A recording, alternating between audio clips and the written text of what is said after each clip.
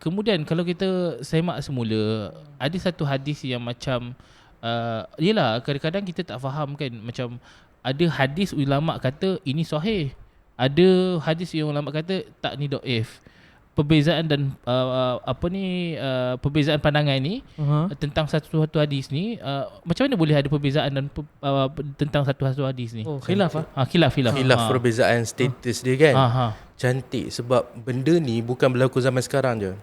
Memang dari zaman pembukuan hadis tu pun dah ada perbincangan hadis ni sahih ataupun tidak.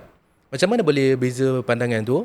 Yang pertama, sebab beza cara untuk tetapkan, beza penilaian. Contohnya Imam Bukhari ni level ketat dia, sebab tu jadi buku yang paling sahih selepas Al-Quran.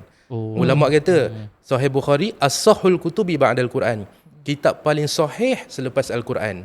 Okey, sebab bagi Imam Bukhari, perawi dia mesti dipastikan hidup sezaman dan kemungkinan besar boleh berjumpa.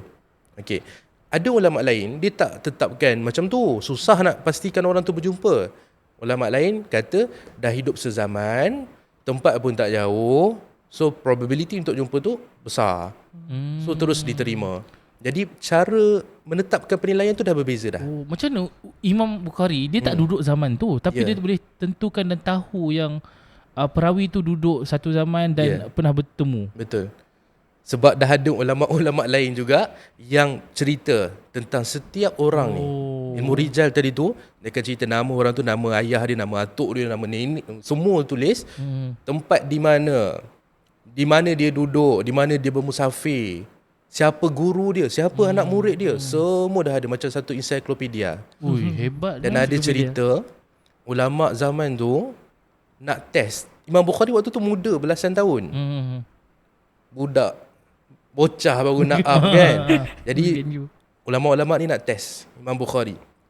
Jadi ada lebih kurang 10 ulama berbaris nak test Imam Bukhari ni. Okey, jadi ulama tu apa dia buat? Dia ada sanad sampai kepada Nabi dan ada matan. Okey, hadis ni dia ada dua bahagian. Satu sanad dan berakhir dengan matan. Matan tu teks hadis. Okey. Jadi ulama ni nak test Imam Bukhari, mereka buat apa? Mereka tukarkan sanad dengan matan. Contoh ada hadis A dengan sanad A, hadis A matan A lah, hadis B sanad B matan B. Tapi ditukarkan. Sanad A matan B. Tukar. Setiap ulama buat 10 hadis berterabur macam tu. Okey. Jadi bacalah pada Imam Bukhari, dengar, lepas tu tengok betul ke tak hadis ni kan. Okey. Jadi Imam Bukhari pun dengar semua tu, dia kata aku tak tahu. Aku tak pernah dengar macam tu, tak tahu. So ulama fikir, tak adalah hebat mana pun.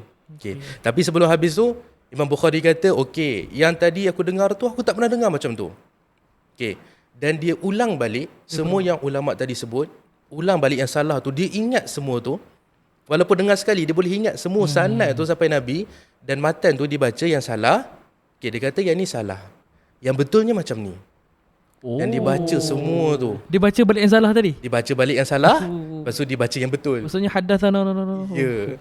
Okay, jadi memang ulama semua tak boleh kata apa, okay, surrender lah. This boy hebat. Tak boleh buat apa lah.